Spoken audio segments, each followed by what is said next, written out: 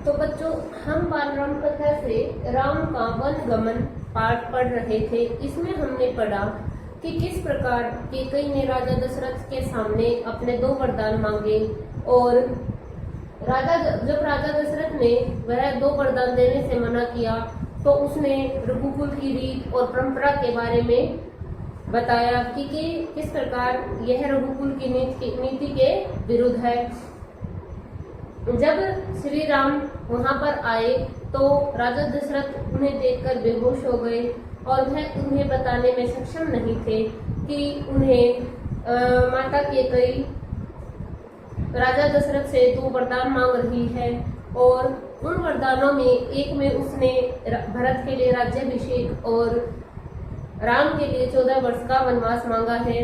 जब यह बात राम को पता चलती है तो वह संयत स्वभाव से संतोष से इस बात को स्वीकार करते हैं और अपनी माता कौशल्या के पास जाकर कहते हैं कि मुझे पिता की आज्ञा को मानकर 14 वर्ष के लिए वनवास जाना पड़ेगा। लेकिन कौशल्या कहती है कि तुम इस बात के लिए मना भी कर सकते हो, यह राजा क्या है। लेकिन श्री राम कहते हैं कि यह मेरे लिए पिता की आज्ञा है, राजा की आज्ञा नहीं है। फिर राम सीता के पास जाते हैं और कहते हैं कि मेरे माता पिता वृद्ध हैं और तुम्हें उनकी सेवा करनी है, तो हम 14 वर्ष के बाद फिर से मिलेंगे। तो बच्चों, यहाँ तक हमने पढ़ लिया था, अब हम आगे पढ़ेंगे। राम के वन गमन का समाचार तब तक सीता के पास नहीं पहुँचा था कि जब श्री राम सीता के पास गए तब तक किसी ने सीता को यह नहीं बताया था कि राम को वन भेजा जा रहा है। राम को देखकर कुछ आशंका हुई। जैसे ही राम ने सीता के कक्ष में प्रवेश किया तो उसे राम को देखकर कुछ आशंका अनुभव हुई, क्योंकि उनका तो राज्याभिषेक होना था, उन्हें तो वहां पर सभी के सामने होना चाहिए था। राम ने विदा मांगी तो सीता व्याकुल हो गई, क्रोधित भी हुई। जब श्री राम ने सीता से भी वन जाने की आज्ञा मांगी, अनुमति मांगी, तो वह सीता क्या हो गई? व्याकुल हो गई, दुखी हो गई और साथ में क्रोधित भी हो गई, गुस्सा भी हो गई। निर्णय पर प्रतिवाद किया कि उसने जो निर्णय लिया है उस पर प्रतिवाद किया कि उसका जो निर्णय है उसके विरुद्ध बताया कि तुमने किससे पूछकर यह निर्णय लिया है। राम नहीं माने तो सीता ने उसके साथ जंगल जाने का प्रस्ताव रखा। जब श्री राम नहीं माने तो सीता ने राम के सामने यह प्रस्ताव रखा कि वह भी जंगल में जाएगी। सीता ने कहा, मेरे पिता का आदेश है कि मैं छाया की तरह हमेशा आपके साथ रहूं।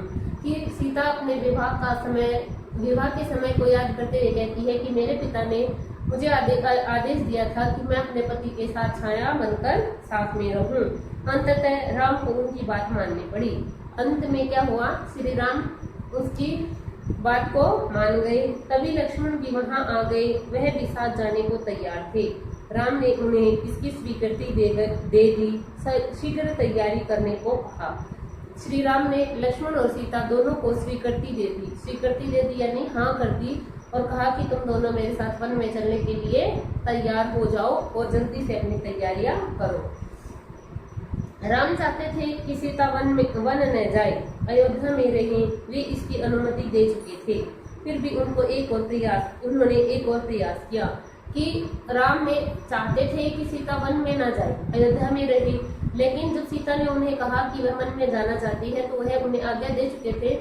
लेकिन फिर भी बाद में भी उसने एक और प्रयास किया, एक और कोशिश की कि उससे पूछकर देखता हूँ और उसे मनाने का प्रयास करता हूँ।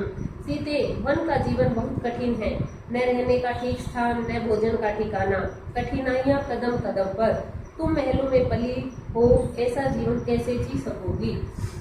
तो वह कहता है कि सीता, तुम ऐसा कठिन जीवन कैसे जीओगी?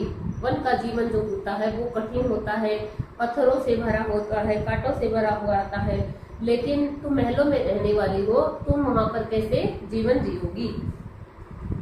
सीता ने उत्तर नहीं दिया, मुस्कुरा दी। उन्हें पता था कि राम अपने दिए वचन से पलट नहीं सकते, कि वह मुस्कुरा दी, उसने कोई जवाब नहीं दिया, क्योंकि वह जानती थी कि श्री राम अपने वचन से नहीं पलटेंगे, नहीं मतलब अपने वचन को वो जरूर पूरा करेंगे। राम वन जा रहे हैं, यह समाचार पूरे नगर में फैल चुका था। नगरवासी राजा दशरथ और कैकेयी को धिक्कार रहे थे कि नगरवासी क्या थे, सभी उत्साह में लगे हुए थे कि श्री राम का क्या होने वाला है, राज्याभिषेक होने वाला है। लेकिन अब उन्हें जब पता चला कि राजा दशरथ ने उन्हें वन में जाने का निर्णय दिया है, वन में जाने की आज्ञा दी है, तो कैकेयी और राजा दशरथ को धिक्कारने लगे। कुछ देर पहले जहाँ तक उत्सव की तैयारियां थी, वहाँ उदासी ने घर कर लिया कि जहाँ पर सभी क्या नगरवासी उत्सव की तैयारियां कर रहे थे, आयोजन की तैयारियां कर रहे थे, अब वहाँ पर क्या हो गया था, उदासी ही उदासी आ गई थी। सड़कें गीली थी लोगों के आंसुओं से, कि ऐसा प्रतीत होता था कि अब लोगों के जो आंसू हैं इतने बह गए कि वहाँ पर सड़कें गीली हो जाएंगी। सबकी इच्छा थी कि राम सीता वन न जाए। वे उन्हें रोकना चाहते थे पर बेबस थे। जो सभी नगरवासी थे वो चाहते थे कि राम और सीता वन में न जाए, और क्या करना चाहते थे, वे उन्हें रोकना चाहते थे पर बेबस थे, मजबूर थे, क्योंकि श्री राम अपने पिता की आज्ञा का पालन करना चाहते थे। राम, सीता और लक्ष्मण जंगल जाने से पहले पिता का आशीर्वाद लेने गए। महाराज दशरथ दर्द से करहा रहे थे कि वन में जाने से पहले राम, लक्ष्मण और सीता ने राजा दशरथ का आशीर्वाद लिया, और राजा दशरथ दर्द से करहा रहे थे कि उनकी जो पीड़ा थी कोई नहीं समझ पा रहा था, वो अत्यधिक दुखी थे। तीनों रानियां वहीं थी, मंत्री आसपास थे कि तीनों रानियां वहीं थी और मंत्री भी सारे आसपास में ही थे। मंत्रीगण रानी कैकेयी को अब भी समझा रहे थे, शुद्ध थे पर तर्क का साथ नहीं छोड़ना चाहते थे कि सभी मंत्रीगण रानी कैकेयी को समझाने का प्रयास कर रहे थे, और रानी कैकेयी मान ही नहीं रही थी। सभी मंत्री गण क्या थे, शुद्ध यानी गुस्सा थे, क्रोधित थे, लेकिन तर्क भी था उनके पास। क्या तर्क था कि रानी कैकेयी ने क्या किया है, अपने वरदान में 2 गलत बातें चुन ली हैं।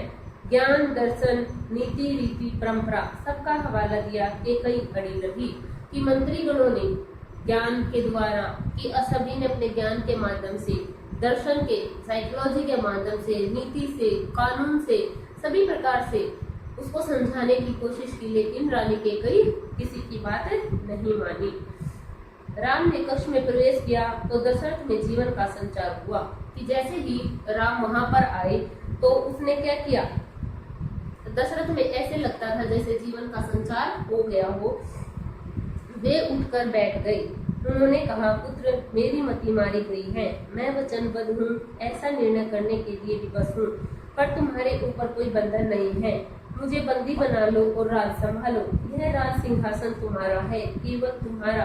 कि जैसे ही राजा दशरथ के कक्ष में राम आए तो वो ऐसे लगे जैसे जीवित से हो गए हो। तब उसने अपने बारे में कहा कि मैं इस वचन से बंधा हुआ हूँ कि मुझे तो मैं विवश हूँ कि मुझे यह वचन मानना होगा, लेकिन तुम विवश नहीं हो तो मुझे जेल में डाल दो, बंदी बना लो और राज सिंहासन पर बैठ जाओ। राज सिंहासन पर तुम्हारा अधिकार है।